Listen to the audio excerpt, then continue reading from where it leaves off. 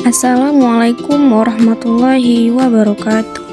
Perkenalkan, nama saya Ulfa Arianti dengan NPM 2312010015 dengan mata kuliah Pengembangan Kurikulum PAI dan dosen pengampu Bapak Ramadan. Baik, pada video kali ini saya akan menjelaskan lebih detail lagi jawaban dari pertanyaan-pertanyaan berikut.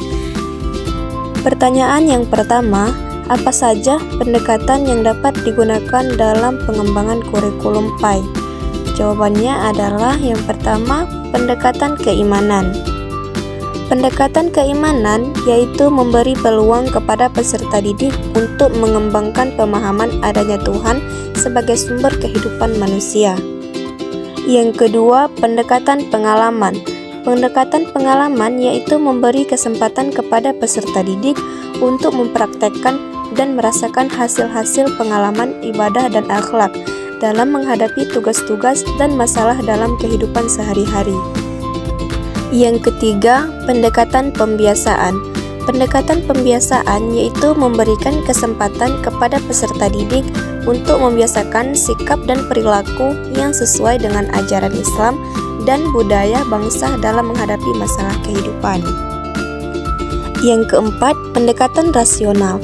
Pendekatan rasional yaitu usaha memberikan peranan pada rasio atau akal peserta didik dalam memahami dan membedakan berbagai bahan ajar dalam standar materi serta kaitannya dengan perilaku yang baik dan yang buruk, mana yang pantas untuk dilakukan dan mana yang harus ditinggalkan untuk tidak dilakukan. Yang kelima, pendekatan emosional. Pendekatan emosional yaitu upaya mengunggah perasaan atau emosi peserta didik dalam menghayati perilaku yang sesuai dengan ajaran agama dan budaya bangsa. Yang keenam, pendekatan fungsional. Pendekatan fungsional yaitu menyajikan bentuk semua standar materi Al-Quran, keimanan akhlak, fikih atau ibadah, dan tarikh dari segi manfaatnya bagi peserta didik dalam kehidupan sehari-hari. Dalam arti luas, tujuan umumnya adalah untuk mendekatkan dan menyatukan diri kepada Tuhan Yang Maha Esa. Dan yang terakhir, ada pendekatan keteladanan.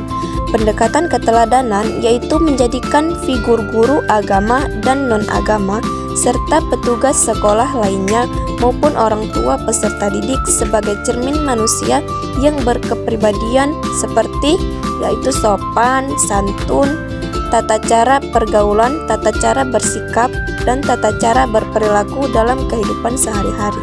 Sifat-sifat sabar, bertanggung jawab, adil, jujur, pemaaf, dan sesama sifat tersebut mesti tercermin dalam pribadi masing-masing sehingga dapat menanamkan nilai-nilai akhlak yang mulia. Selanjutnya, pertanyaan yang kedua. Apa yang dimaksud dengan kurikulum PAI?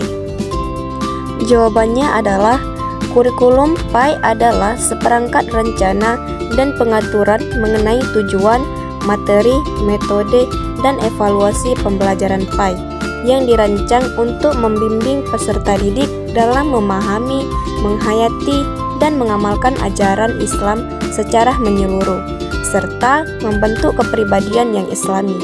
Kurikulum PAI tidak hanya mencangkup aspek kognitif atau pengetahuan, tetapi juga efektif atau sikap dan nilai, dan psikomotorik atau keterampilan yang berkaitan dengan ajaran Islam. Tujuannya adalah untuk membentuk peserta didik yang beriman, bertakwa, berakhlak mulia, dan mampu menjadi anggota masyarakat yang bermanfaat.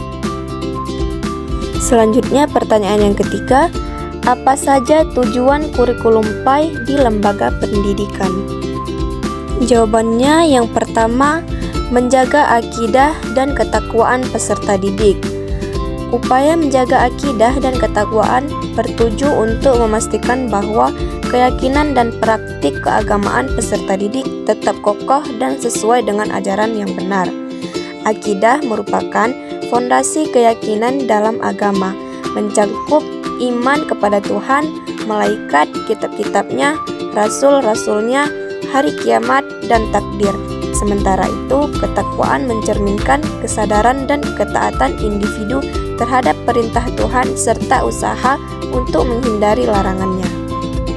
Yang kedua, mendorong peserta didik untuk lebih kritis, kreatif, dan inovatif, yang artinya usaha untuk mendorong siswa agar berpikir analitis dan kritis terhadap informasi yang ada sehingga mereka dapat menciptakan ide-ide baru dan solusi yang inovatif dalam menghadapi berbagai tantangan, serta menyediakan ruang dan kesempatan bagi mereka untuk mengekspresikan imajinasi dan kreativitas, sehingga tercipta lingkungan belajar yang aktif dan berkembang yang pada akhirnya akan membentuk individu yang tidak hanya bergantung pada pengetahuan yang telah ada, tetapi juga berani mengambil inisiatif dan menghadirkan perubahan positif dalam masyarakat.